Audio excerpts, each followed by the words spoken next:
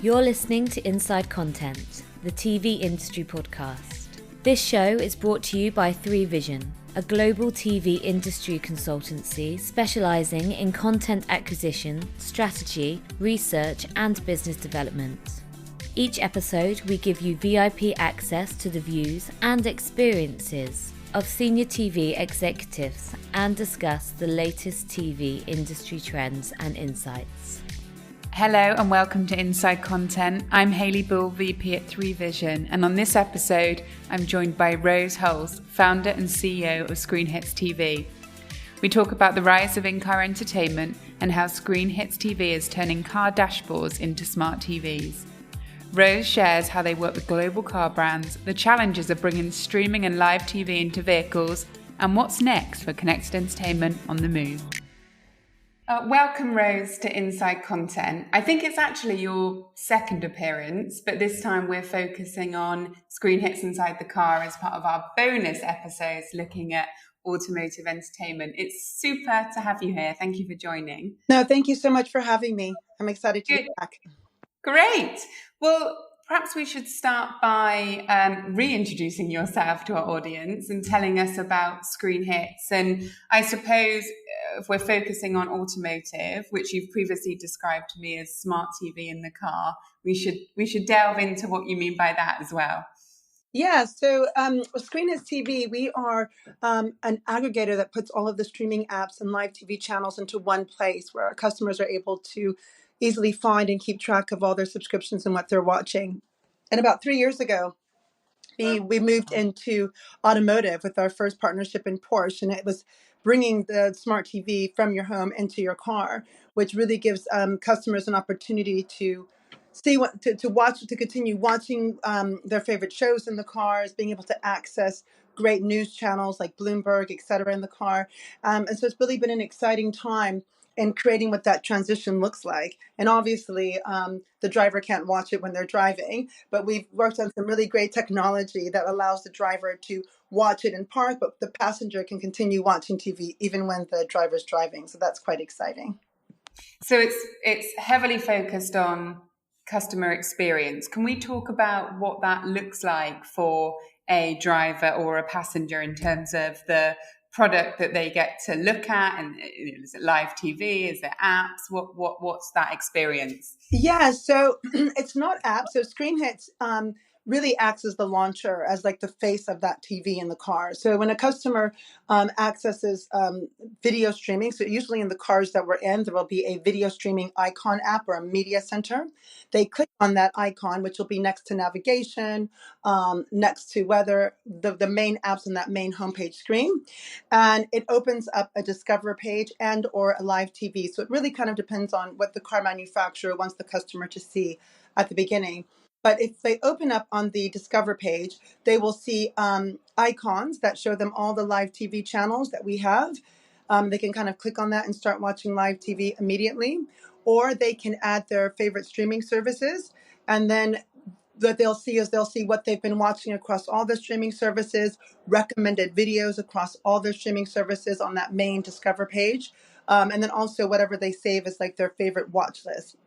If they go to the live TV section, or the TV guide section, I should say, the TV guide section looks very similar to a TV guide that you would see on a smart TV, but it is led by streamers. So if we're talking about the UK, for example, you will see the BBC, you would see ITVX, you would see Bloomberg, you would see all the key channels that you'd like to watch, including your streamers in one place, which is quite great. And you would scroll down and kind of see a selection of shows that each of those streamers have.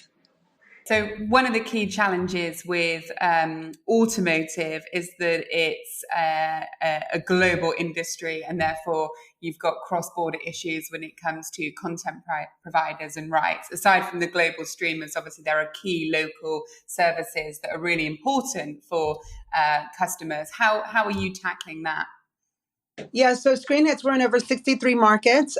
We work with all the local content streaming partners, so it's very specific. So if you're looking at Germany, we'd be working with like Join, for example, in the UK BBC, the US PBS. So we have a lot of the local streaming providers, as well as the live channels.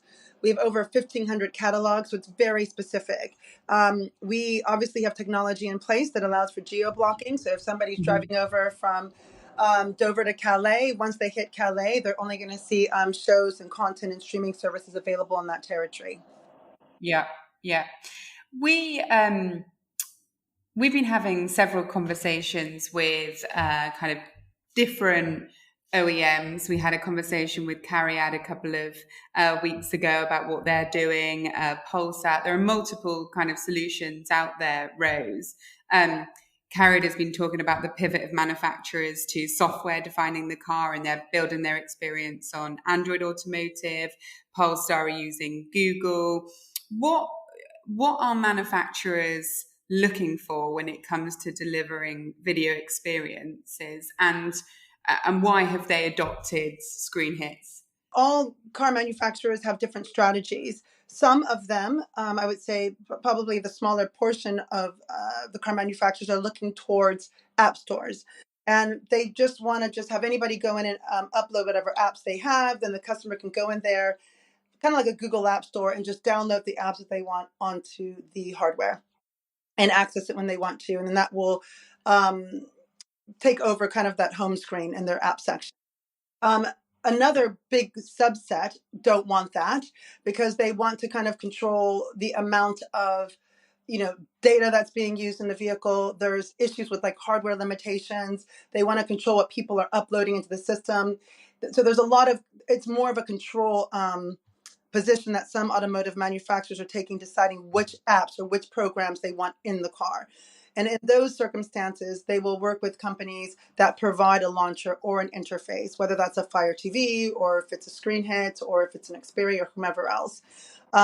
With ScreenHits in particular, I think that some of the reasons that they are choosing to work with us is because, one, we have that smart TV launcher interface. We integrate games. We share data with the car manufacturers. We see ourselves as a real partner. The car manufacturers that we are working with, a lot of the new technology in cars is software based. So we're not a direct competitor in that software area. A lot of car companies are starting to really kind of create their own voice control. They are working to build their own app stores. They're working to kind of create a 360 experience in the car, not just from the engine, but also from that passenger driver experience. And so we kind of fit in quite nicely, because our main focus and our only focus is really video streaming, gaming, and that media center experience. So it kind of plugs into what they're looking for. And a lot of the car manufacturers that we are working with, they still do have an app store, but it sits in the background. So for customers to be able to access any apps, it comes from the ones that are visible or made available through ScreenHits. So it just gives the car company a bit more control. So those are like the two main areas. And then the other section is where a customer or a car manufacturer is looking for just a little bit of content, maybe for one or two of the top streamers. It provides enough content to the customer. It's kind of like what you would get in an airline, and they provide that experience. So those are the three areas that we're seeing that car manufacturers are working in media consumption, video streaming. Well, let's talk about some of the deployments that you have out there today, because I know you have some fantastic, well-known brands that you're supporting. Can we talk about those and what they are telling us about kind of what passengers and drivers want from in-car entertainment? I mean, you mentioned data, so it'd be good if we can to have a bit of a discussion about what that data might be telling us. But with the car manufacturers, so we don't share streaming data with the car manufacturers. That's something that we give to our content partners. So we have our content partner relationships, and we have our distribution on the automotive side. On the content partner side, they're able to really see what people are accessing, what they're watching, in that short period. If their drive time is 15 minutes, or if it's an hour, if it's 30 minutes, is it for the children? Is it for the passenger? What sort of content are they accessing? For the car manufacturers, it's more about what that usage is like in the car. How long are they watching content for? Is it mainly focused on children? Is it mainly focused on sports or news? So we get a really good understanding of what people are accessing in the car, what they're doing in the vehicle. And we share that data exclusively with that car manufacturer specifically. And do you want to tell us about some of those deployments that you currently have, some of the brands that you're supporting? Yeah, so we're currently live in Porsche and 4 brands within Porsche. That's the Cayenne, Taycan, Panamera, and 911. And that was one of the first that we've launched with. We are also live in Neo, which is an EV vehicle. We've also gone live in Renault, which is really exciting. We're in the Grand Caleos, and we're launching to 2 additional brands. We also are about to go live in Ford Expedition and Lincoln Navigator this summer, and that is a global deal as part of the standard trim, and it's really exciting. It's starting off in the U.S. and it's rolling out to different markets. You mentioned you're available in 63 markets. That's a lot of territories, and anyone that's worked in kind of content acquisition, content distribution, negotiation understands what an undertaking that is to have agreements with all the major providers in those territories. A couple of years ago, content providers were not so keen to get involved in automotive, and they've cited along the way different barriers, kind of like because of it's a kind of nascent space and they wanted to test it first. How has ScreenHits overcome some of those kind of objections, and how have you managed to get those content providers on board? So a lot of the content partners that we work with, they are quite excited. They're very forward thinkers. They want to be in automotive. I think when you are working with one car manufacturer, let's take Maserati, they have a limited number of cars. They have a very high-end customer base, but it's a limited number of cars. So if one car brand approaches a content partner and says, look, we're going to be in 3,000 or 10,000 or 20,000 cars, that's wonderful for the car manufacturer, but how does that give an ROI to the content partner? ScreenHits is in millions of vehicles globally, worldwide. We've just signed a partnership with Magnite. We have a partnership with the Magi. We are working very closely now with a lot of partners to really bring a unique CPM offering for ads into the live TV channels, for example. And so it gives them an opportunity to explore a new revenue stream. We give them that distribution reach, which I think is something that maybe having one car manufacturer isn't enough, but when you kind of put them all together, it's much bigger. And I think it's also getting that early data. There's some content partners that have some short form content that they have access to that they want to start testing, and it's like the perfect audience to do that testing with. They care about their customer base, and so they always want to be everywhere that their customers can access them. So if you're subscribing to something and you want to watch TV, whether it's on your boat or on your mobile phone or in your car or on the plane, you want to be able to access your subscriptions that you're paying for. And I don't think that there's a single streamer that wants to block a paying customer from accessing their content.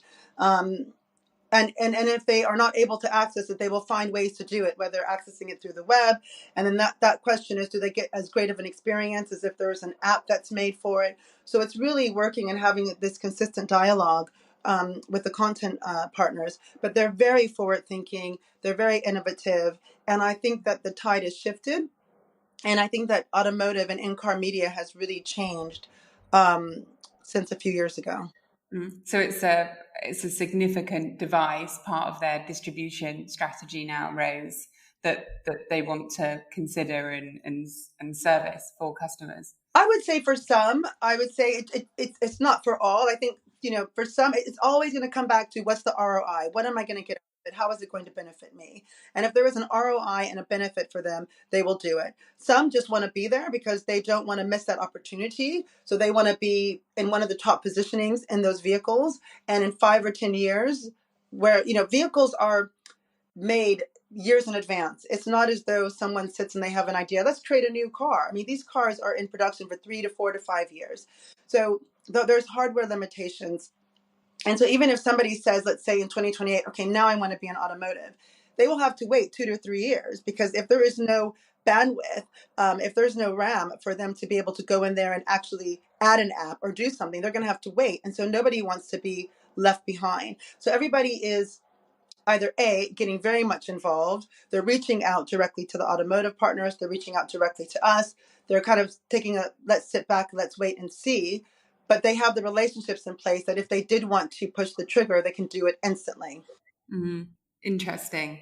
This leads us on nicely to talk about how you think automotive entertainment is going to evolve. Kind of, there's a number of things on our kind of car watch list that's coming or is here that's going to kind of motivate the content industry to take part. There's kind of EVs, there's your charging time, there's obviously autonomous driving, there's the number of screens that are increasing in cars, there's kind of change in kind of the regulatory environment for autonomous. How do you think that automotive entertainment is going to evolve over the next few years? And it could be that, in certain territories it's more important than others. What's your view, Rose?